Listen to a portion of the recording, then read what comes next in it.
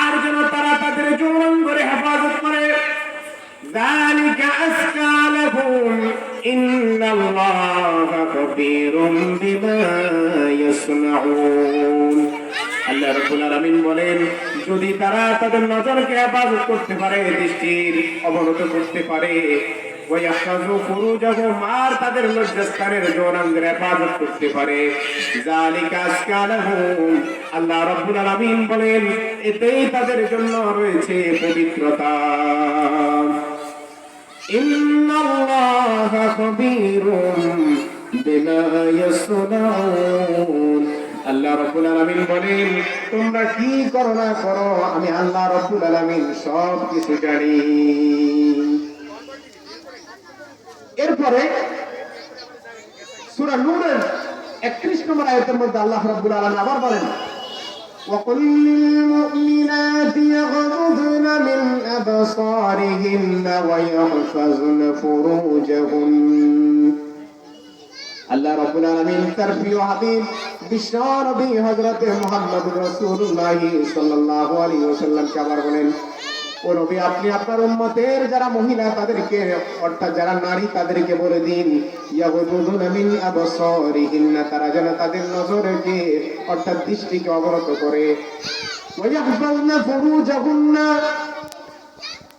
আর দ্বিতীয় নম্বরে তারা যেটা করবে সেটা হচ্ছে তারা যৌনাঙ্গের হেফাজত করবে। আল্লাহ রাব্বুল আলামিন বলেন, মহিলাদের জন্য আবার আল্লাহ রাব্বুল আলামিন বললেন, ওয়ালা ইউবদিনা যিনাতাহুন্না ইল্লা মা যাহারা মিনহা। মহিলাদের জন্য আল্লাহ রাব্বুল আলামিন 3 নম্বরে বলে দিলেন, ওয়ালা ইউবদিনা যিনাতাহুন্না, তারা তাদের সৌন্দর্যকে পরপুরুষের সামনে প্রকাশ করবে না।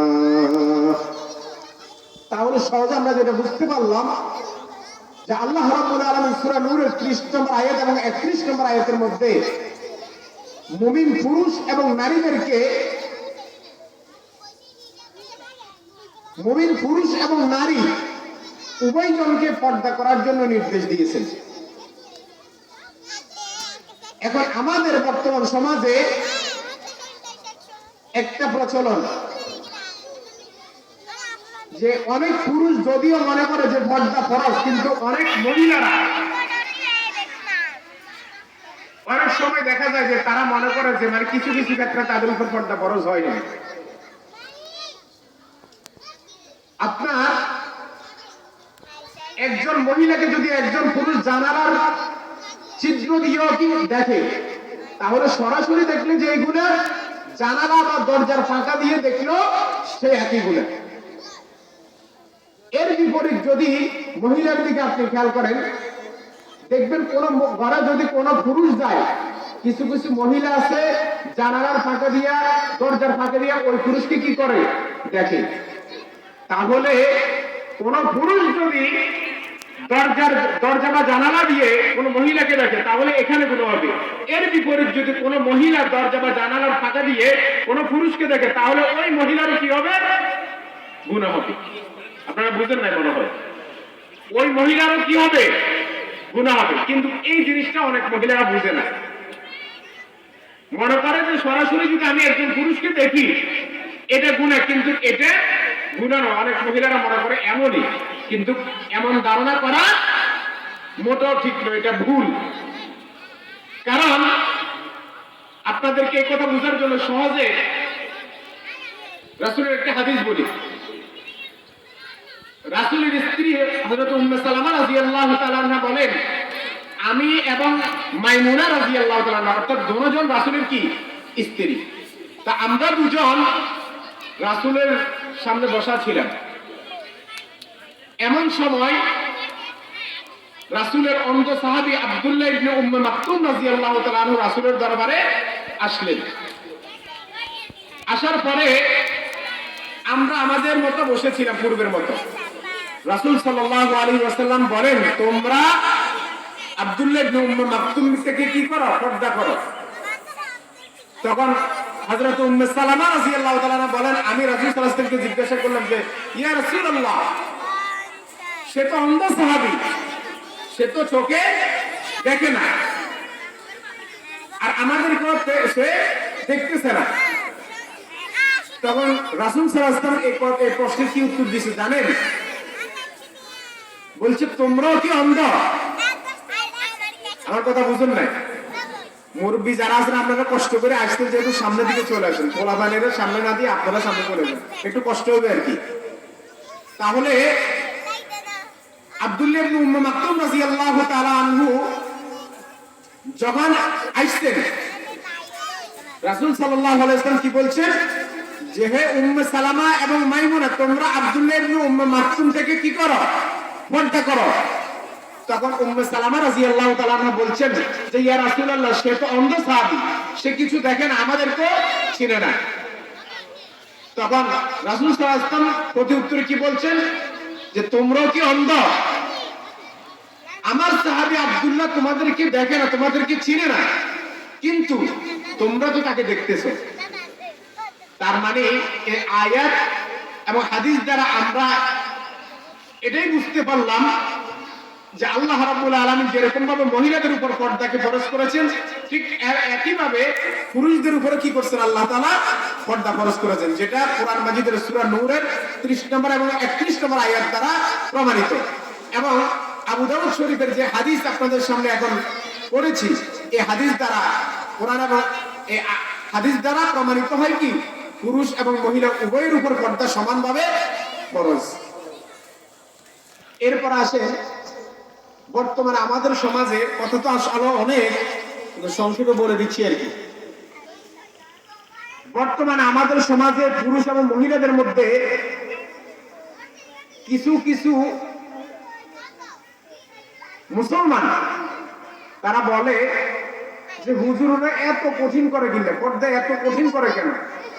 আমার যদি মনের মিল থাকে, আমার যদি মন ফ্রেশ থাকে, তাহলে এখানে সমস্যা কি?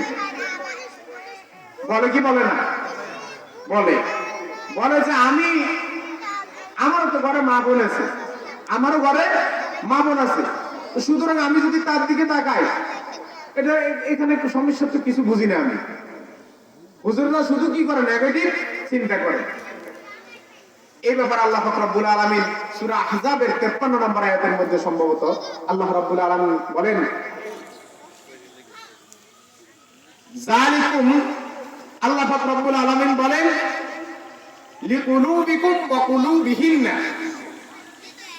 ওয়া আতহারু লিকুলুবিকুম ওয়া কুলুবিহিন্না, যে এই যে পর্দা তোমাদের উপর আমি ফরজ করছি, যে তোমাদের নারী এবং পুরুষদেরকে আমি বলছি তোমরা পর্দা করতে হবে, এটা আমি এমনিতেই বলি নাই।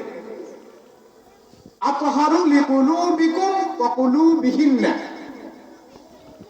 তোমাদের পুরুষদের জন্য, বিকুম কুম এটা কিন্তু ওলামায়ে কেরাম যারা আছেন এবং কি আরবি ব্যাকরণ যারা বোঝেন তারা বলতে পারবেন, এখানে বহু বচন লিকুলুবিকুম ওয়া কুলুবিহিন্না, অর্থাৎ তোমাদের জন্য এবং মহিলাদের জন্য, নারীদের জন্য অন্তরের পবিত্রতা। এরপরে আল্লাহ পাক রব্বুল আলামিন সূরা আহজাবের 59 নম্বর আয়াতের মধ্যে আবার বলেন যে হে নবীদের স্ত্রীরা, হে নবীদের স্ত্রীরা এবং নবী পত্নীরা, নবী পত্নী মানে নবী স্ত্রীরা আর কি, এবং নবীদের মেয়েরা, এদের উপর আল্লাহ পাক রব্বুল আলামিন কি করছেন? পর্দা ফরজ করছেন। আল্লাহ পাক রব্বুল আলামিন নবীদের স্ত্রীদের উপর যে পর্দা ফরজ না তা না, সকলের উপর আল্লাহ পাক রব্বুল আলামিন কি করছেন? পর্দা। ইয়া নিসাআন নবী লাস্তুন্না কাআহাদিন, হে নবীদের স্ত্রী তোমরা অন্যান্য মহিলাদের মত নয়। এবং কি সূরা আহজাবের 59 নম্বর আয়াতের মধ্যে আল্লাহ পাক রব্বুল আলামিন নবীদের স্ত্রীদেরকে, নবীদের মেয়েদেরকে এবং আল্লাহ রাসূল সাল্লাল্লাহু আলাইহি ওয়াসাল্লামকে বলছেন, হে নবী আপনি আপনার স্ত্রীদেরকে এবং আপনার মেয়েদেরকে এবং অন্যান্য মুমিন মহিলাদেরকে বলে দিন তারা যেন কি করে? পর্দা করে। তাহলে এখন আমি আপনাদেরকে সহজে বুঝাই, এর আগে যে কথাটা বলছি, অর্থাৎ অনেকে বলে যে আমার যদি মনের মিল থাকে তাহলে আর এখানে সমস্যা কি, এখানে তো গুনাহের কিছু নাই। তার মানে তারা বুঝাতে চাচ্ছে যে নারী পুরুষ অবাধে মিলামিশা যাতে করে একবার হয়ে যায়, যদি তারা তাদের এই প্রবাদ বাক্য যদি মানুষের কাছে প্রসার ঘটাতে পারে। এই কারণে এই কথাটার পরিপ্রেক্ষিতে এটা বলছি, আল্লাহ পাক রব্বুল আলামিন বলছে, হে নবী আপনি আপনার স্ত্রী, আপনার মেয়ে সন্তানদেরকে এবং মুমিন মহিলাদেরকে পর্দার কথা বলে দিন। তাহলে আজকে যারা বলে যে মন যদি ফ্রেশ থাকে, পবিত্র থাকে, তাহলে আর তো এখানে কোনো সমস্যা নেই। এখন আমি আপনাদের কাছে প্রশ্ন রাখি, নবীদের স্ত্রীদের অন্তর আমাদের বর্তমান মহিলাদের অন্তর থেকে বেশি পবিত্র নাকি কম? বেশি। নবীদের মেয়েদের অন্তরের পবিত্রতা বর্তমান সমাজের মেয়েদের অন্তর থেকে বেশি পবিত্র নাকি কম? বেশি। এবং সাহাবায়ে কেরামের অন্তরের পবিত্রতা বর্তমান সমাজের মুসলমানদের অন্তরের পবিত্রতা চাইতে বেশি না কম? বেশি। তাহলে যারা এই কথা বলে যে মন যদি পবিত্র থাকে তাহলে এখানে পর্দার ব্যাঘাত ঘটলেও সমস্যা নাই, নাউজুবিল্লাহ, সে এখানে একমাত্র আল্লাহ পাক রব্বুল আলামিনের এই ফরজ বিধানকে যাতে করে সমাজ থেকে বিলুপ্ত করতে পারে, সে এটাই চাচ্ছে একমাত্র। কারণ তারা যদি তাদের এই মন মানসিকতা যদি মুসলমান নর নারীর ভিতরে ঢুকেই দিতে পারে তাহলে তারা সফল। এই জন্য আল্লাহ পাক রব্বুল আলামিন বলছে যে সকল মুমিন নারী পুরুষ সকলের উপর আল্লাহ পাক রব্বুল আলামিন কি করছেন? পর্দা ফরজ করে দিয়েছেন। তার এতটুকু আমরা বুঝতে পারলাম নাকি যে এই পর্যন্ত আমরা যে আলোচনা করছি, আল্লাহ পাক রব্বুল আলামিন আমাদেরকে বুঝাচ্ছেন, আমাদেরকে কোরআনের মাধ্যমে এবং রাসূল কারীম সাল্লাল্লাহু আলাইহি ওয়াসাল্লামের হাদিসের মাধ্যমে আমাদেরকে এটাই বুঝাচ্ছেন যে প্রত্যেক মুমিন নারী এবং পুরুষ সকলের উপর পর্দা ফরজ। এবং কোরআনের আরেক আয়াতের মধ্যে আল্লাহ পাক রব্বুল আলামিন বলছেন মুমিন নারীরা যেন যখন ঘর থেকে বাইর হবে আলাইহিন্না মিন জালাবিবিহিন্না। ইসলাম এত সংকীর্ণ না যে মহিলাদেরকে শুধু বলবো 24 ঘন্টায় তোমরা ঘরের ভিতরে বসে থাকো।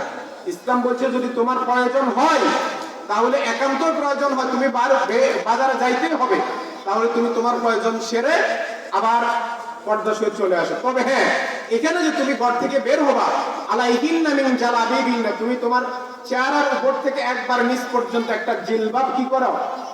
ছেড়ে দাও। এখন আপনারা বলবেন যে জিলবাব কি? জিলবাব আর বোরকার মধ্যে পার্থক্য হচ্ছে, জিলবাব বলা হয় এখান থেকে একটা পর্দা ছেড়ে দিবে, একবারে পায়ের নিচ পর্যন্ত চলে যাবে। আর বোরকা হচ্ছে কি? সিলাই করা একটা পোশাকের মতো। তো এই বোরকা আর জিলবাবের মধ্যে পার্থক্য হচ্ছে জিলবাব সিলাই ছাড়া আর বোরকা হচ্ছে সিলাইকৃত।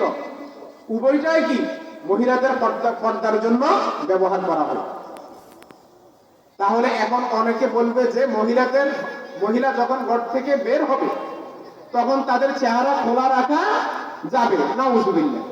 তা কোরআনের স্পষ্ট আয়াত আলাইহিন্না মিন জালাবিবিহিন্না, আপনি কোরআনের বিকৃত করতে পারবেন? আল্লাহ পাক রব্বুল আলামিন বলছেন যখন মুমিন নারীরা ঘর থেকে বের হবে তখন তারা তাদের চেহারার উপর থেকে জিলবাব ফেলে দিবে। আরেক আয়াতের মধ্যে আল্লাহ পাক রব্বুল আলামিন বলছেন ওয়ালা ইউবদিনা যিনাতাহুন্না, মহিলারা তাদের সৌন্দর্য পরপুরুষের সামনে প্রকাশ করবে না। তাহলে একজন মহিলার পুরো শরীরের অঙ্গ প্রত্যঙ্গের মধ্যে সবচাইতে আকর্ষণীয় কোন জিনিস? চেহারা। আর আপনি যদি বলেন চেহারাই দেখা যাবে, তাহলে তো আপনি ফেতনায় একবারে শুরুই করে দিলেন, মনে করেন যে। তাহলে এর আগে যে আলোচনা করছি এটা তার আমরা বুঝতে পারলাম যে মুমিন নারী এবং পুরুষের উপর পর্দা ফরজ। এখন যেটা বললাম আলাইহিন্না মিন জালাবিবিহিন্না, এটা হচ্ছে অনেকে বলবে যে মহিলারা যখন ঘর থেকে বের হবে তারা তাদের চেহারা খোলা রাখতে পারবে, নাউজুবিল্লাহ, চেহারা খোলা রাখতে পারবে না। যেটা কোরআনের আয়াত দ্বারা আপনাদেরকে আমি এখন বলছি। এবং আবার বলছি যে ওয়ালা ইউবদিনা যিনাতাহুন্না, তারা তাদের সৌন্দর্যকে প্রকাশ করবে না। একজন মহিলার হাতের চাইতে তার চেহারার সৌন্দর্য একজন পুরুষের সর্বপ্রথম একটা মহিলার চেহারার দিকে পড়ে। আর মহিলার হাত পা চাইতে সবচাইতে আকর্ষণীয় যে জিনিসটা সেটা হচ্ছে তার চেহারা, মুখ। তাহলে মুখ তো অবশ্যই রাখতে হবে। এখন আসে আল্লাহ পাক রব্বুল আলামিন যেটা আমাদেরকে বুঝাচ্ছেন যে এখন বর্তমানে আরেকটি কথা তো আসলে অনেক চলে আসে। বর্তমানে অনেক মায়েরা আছেন, বোনেরা আছেন, মনে কিছু নেবেন না আপনারা। মহিলারা এখন কিছু কিছু মহিলারা বলে যে মানে পর্দা কি জিনিস এটা মনে হয় বুঝেই না। পর্দা কি জিনিস এটা বুঝেই না। বাড়িতে যখন কোনো ফেরিওয়ালা আসে, গামছাওয়ালা আসে, হান্ডি পাতিলওয়ালা আসে, যে আসে একবারে মানে দল বেঁধে ঘর থেকে সমস্ত মহিলা বের হয়ে ওই পুরুষের সামনে চলে যায়।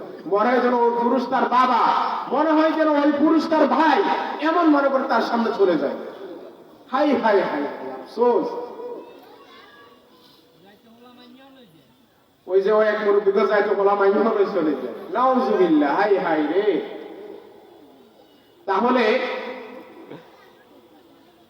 তাহলে কি করতে হবে?